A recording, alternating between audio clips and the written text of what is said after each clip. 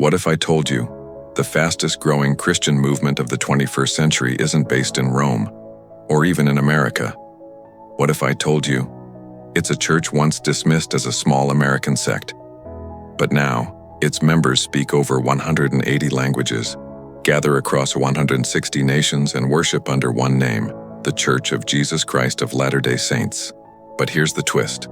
The world still sees it as Mormonism, centered in Utah. The reality? It has quietly become one of the most global, diverse, and organized faiths in modern history, and it's reshaping Christianity as we know it.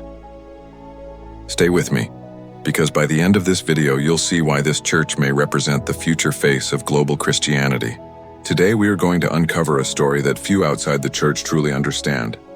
How a religion born in the small towns of 19th century America evolved into a spiritual network connecting millions across Africa, Latin America, Asia, and the Pacific Islands. We'll explore how the church became global, step by step, the challenges of adapting one faith to hundreds of cultures, and why the next generation of LDS leadership will face something entirely new, a faith that's no longer American in majority. So grab your seat, because this is not just a story about religion. It's a story about globalization, faith, and the evolution of belief itself. Our story begins in 1830 in upstate New York, when a young man named Joseph Smith claimed to have seen a vision of God, the Father, and Jesus Christ. From those visions came what became known as the Church of Jesus Christ of Latter-day Saints. In the early years, it was small, persecuted, misunderstood, and constantly on the move. Mobs destroyed property, leaders were imprisoned, and members fled from one state to another, until they finally settled in the western deserts of America, building what would become Salt Lake City. Back then, it looked like a regional, almost isolated movement, rooted in American frontier life. But that's not where the story ends. Because something remarkable was already happening behind the scenes. Missionaries were being sent everywhere. England, Scandinavia, the Pacific Islands, Mexico. Long before globalization was a buzzword, the Latter-day Saints were living it.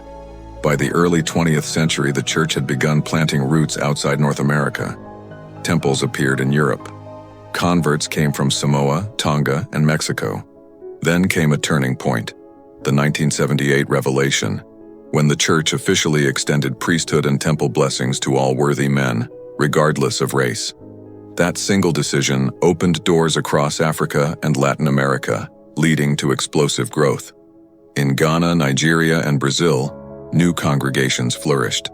In the Philippines, entire villages joined the faith. By the 1990s, the church was no longer a Western movement. It had become truly worldwide. Here's where things get fascinating. Today, over 17 million members identify with the Church of Jesus Christ of Latter-day Saints.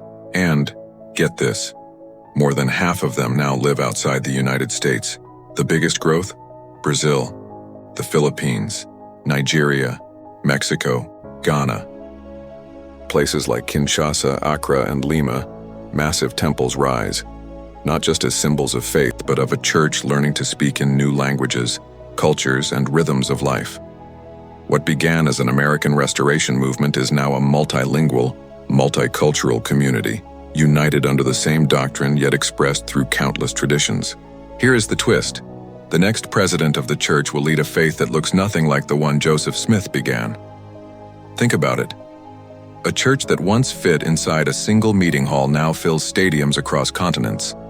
A church whose leadership was once entirely Western now must listen to voices from Nairobi, Manila, São Paulo, and Accra. How do you maintain unity when your members live in 160 nations, face different laws, cultures, and economies, yet share one gospel? That's the question at the heart of the modern LDS story. It's not just about numbers anymore. It's about identity. Who defines the church, the headquarters in Salt Lake City, or the millions worldwide who live its message in their own way? The future of the church is unfolding, and it looks beautifully global. Spanish hymns echo through chapels in Mexico. Tongan choirs sing in harmony with Filipino congregations. African missionaries now preach in Europe. The faith is no longer being exported. It's being reinterpreted, localized, and shared back with the world. Some scholars even say the Latter-day Saints could become one of the few global faiths that truly transcend cultural boundaries in the 21st century. So the next time you hear about the Mormons, remember, it's not just a Utah story. It's a story of faith that crossed oceans, endured persecution, embraced diversity, and built a spiritual community that now circles the globe. And as the world changes, so will this church, learning to lead not just with authority, but with cultural understanding and global compassion. If you found this journey eye-opening, hit that subscribe button to stay with us.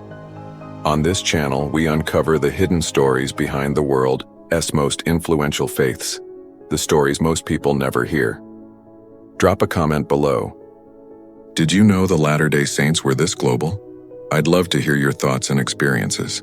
Until next time, stay curious, stay inspired, and keep exploring the truths that shape our world.